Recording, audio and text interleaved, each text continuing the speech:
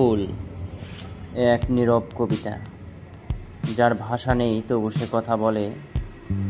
সে বলে কমলতার, ভালোবাসার আর প্রার্থনার কথা।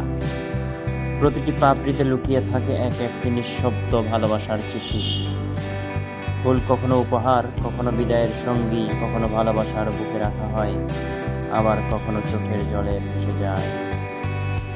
একটি গোলাপ শুধু রঙে নয়, গন্ধে নয়, মুগ্ধ করে রঙে গন্ধে।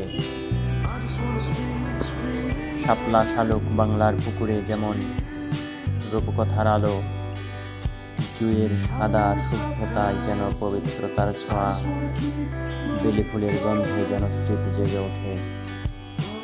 মায়ের আঁচল, বিকেলের উঠোন, আর সেই ছোট্ট দিনের সরল ভালোবাসা। ফুল শেখায় কিভাবে নীরবে সৌন্দর্য বিলাতে হয়, শেখায় বিনিময় চায় না এমন ভালোবাসা দিতে।